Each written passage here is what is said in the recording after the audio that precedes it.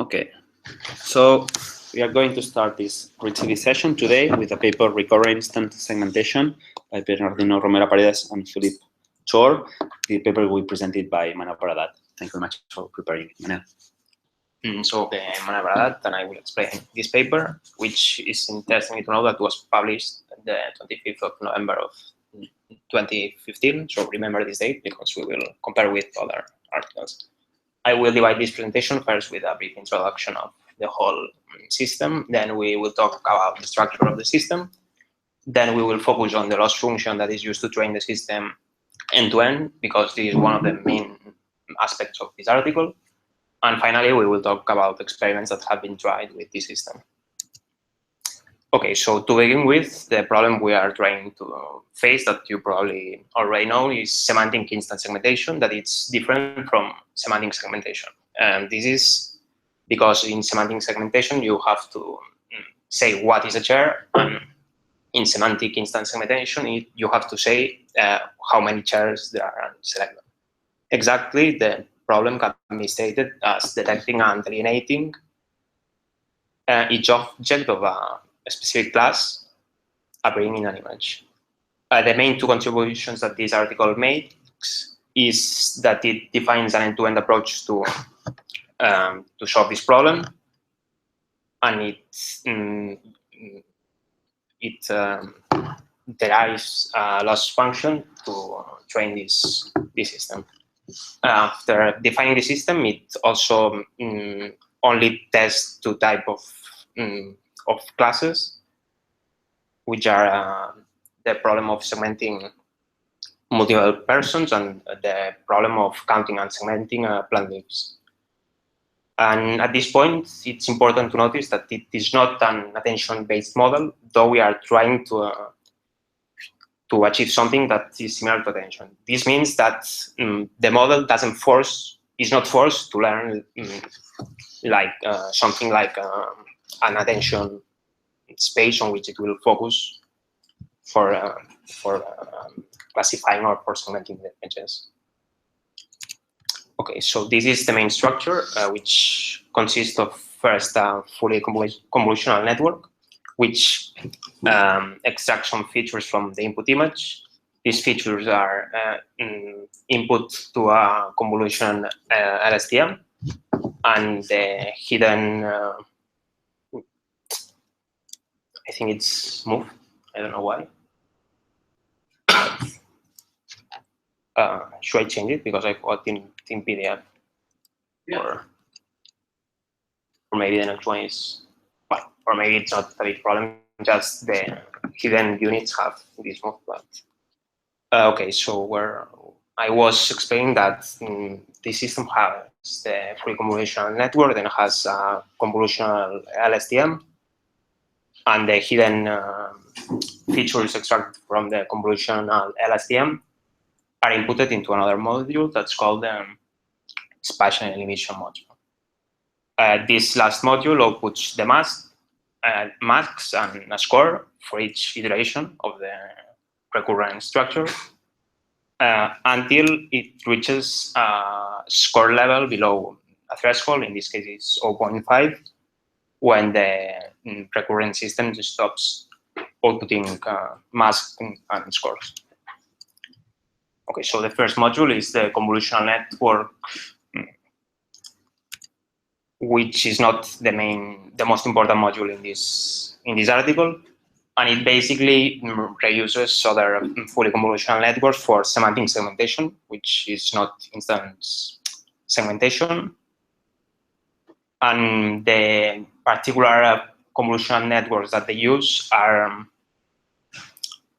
different when the article tries for a different problem. For example, this is the one it uses for the multiple person segmentation, which is another fully convolutional network that is explained in another article.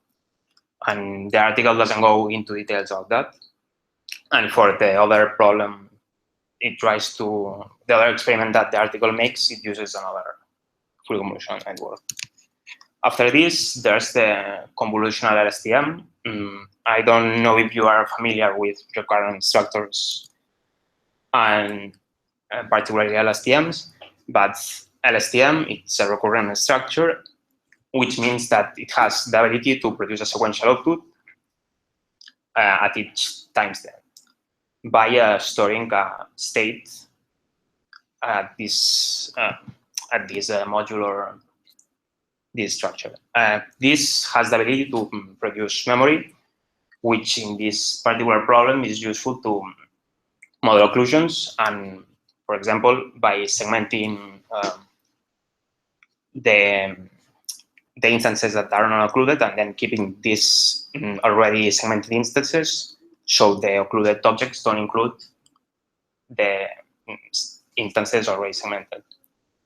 It's also useful for considering relationships between instances. For example, cells may always appear together. So if there's a cell or something that it considers a cell and it's not together with the rest, it may not be classified because it has learned that this relationship about cells. Okay. This module is a convolutional STM, which is a bit different from the standard LSTM, in the sense that instead of using fully connected layers, it uses convolutional layers. The main difference between the standard LSTM and the convolutional STM is simply these convolutionals here, which in the standard LSTM are simply fully connected networks by multiplying the weight matrices with the X or the ignore the forget and output states. Sorry, I guess you are familiar with this, with the STM. If not, there's a great article here which explains how it works, and it's quite easy to understand.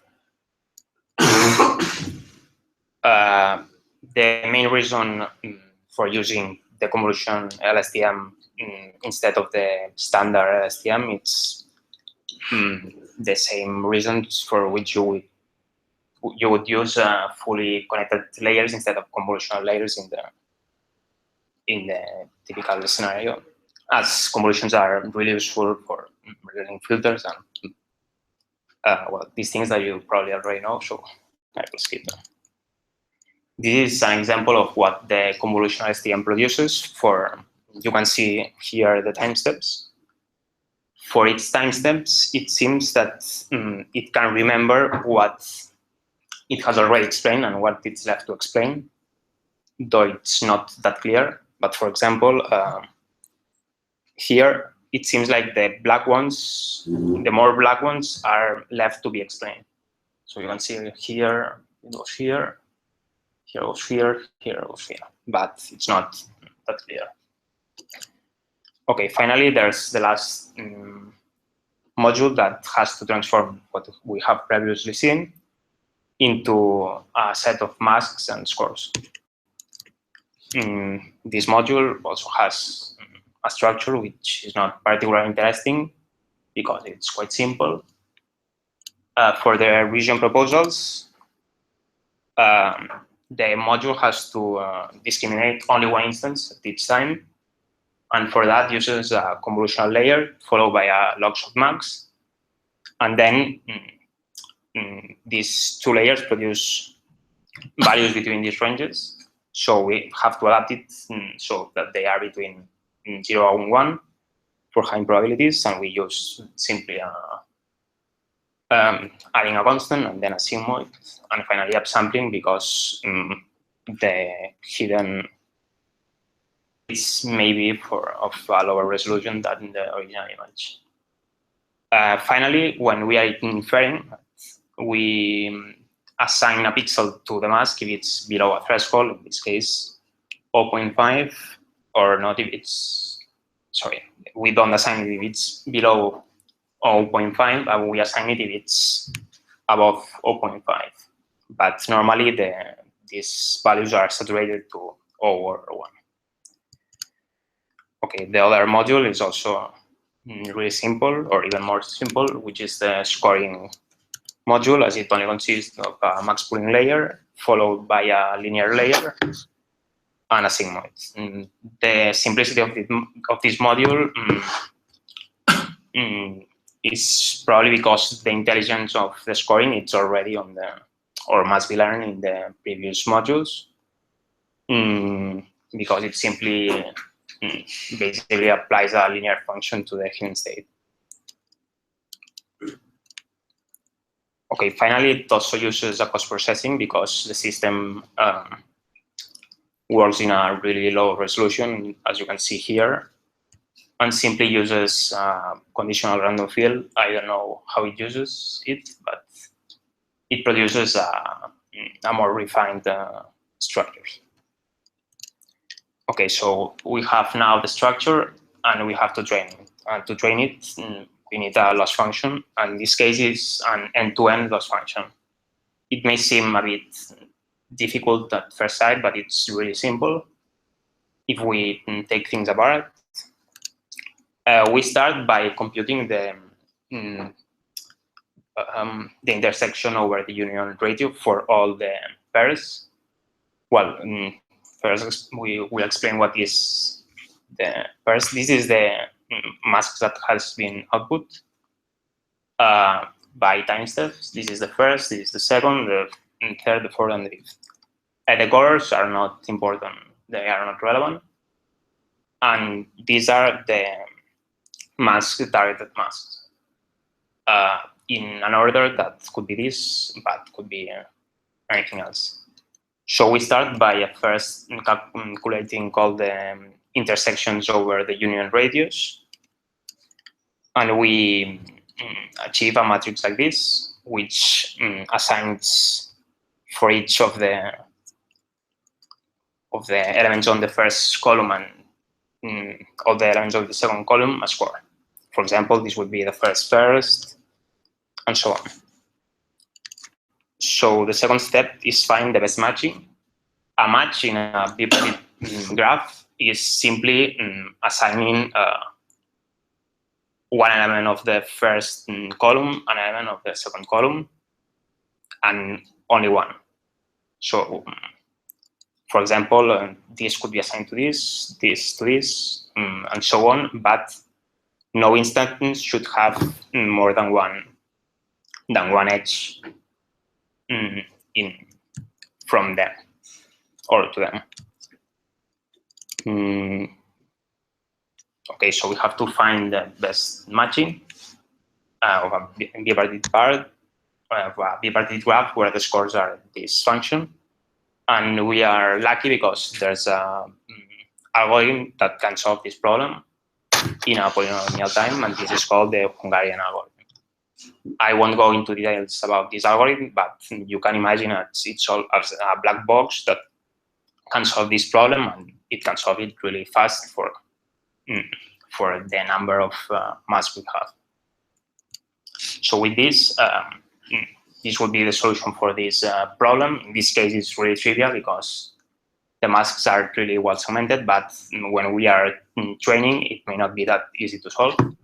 And at this point, we could use as a loss function the sum of these intersections. Apart from this, we have to account for the scores, and for that we use the binary cross entropy, which you probably are already familiar with. This also seems to use a strange notation, but it's also really simple, as the Iverson bracket simply assigns 0 if the masks have, 1 if the mask has been used, and 0 if it has not. So if you develop it, it's like simply adding the log of the probability if is a match instance, and the minus the opposite of the probability if it's a non-match instance. So we want this to become small, as it will make the instances that have been segmented a big number, and the instances that have not been matched a lower number.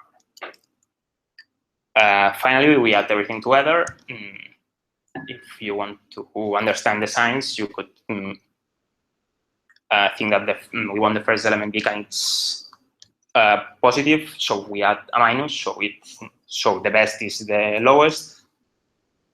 And in the other term, the second term, it's the opposite. We want this small as the smallest makes what we have said before, that the match probabilities become 1 and the match become as low as possible. With this, for each iteration, we first make the forward of the whole network of the image until the end. We then find the optimal matching, and we can think that the loss function loses the minus, because differentiating this with the minus may not be trivial or may not be possible. So it's important to notice that when we are backpropagating, the minimization is not computed because we have computed before. And more or less, with this, we have a loss function that we can use to train end-to-end the system. Okay, so I will briefly explain the two experiments that the article has done with this network. The first is the multiple person segmentation, and it uses the fully convolutional network from this article to first extract the features. It doesn't explain how it is adapted to the system that the article proposes, but it at least says that the convolutional LSTM is put in this part of the network. All of them are convolutional networks. There are no fully connected layers. And this problem is trained with typical datasets, and it's trained by first fixing the weights of the fully connected network, except from the last layer.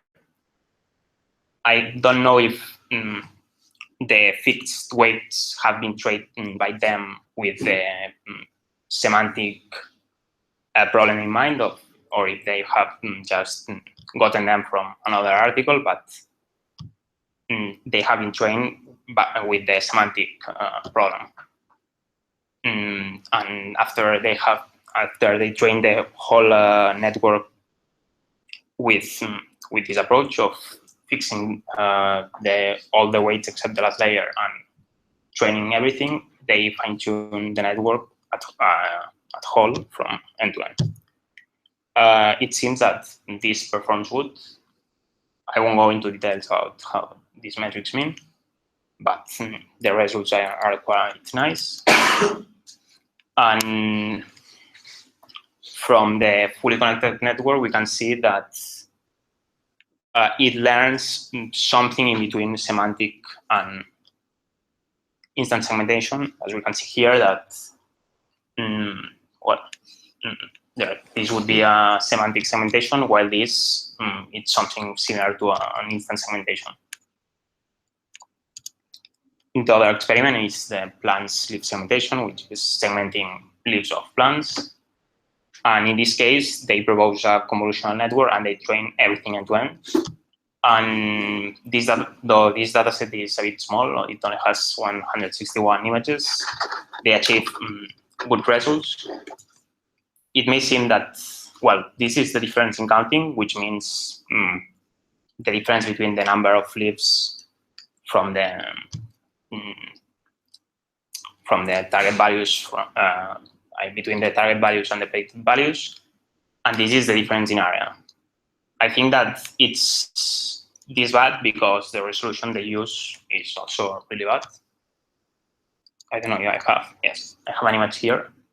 This is the resolution they are using, so I guess that the difference between this and this, this and this is just in terms of resolution, because there's another article that it's more new than the one I have explained, which achieves similar difference in counting values, but really improves the area segmented. As you can see here, it clearly has more resolution. probably this is the main difference between them.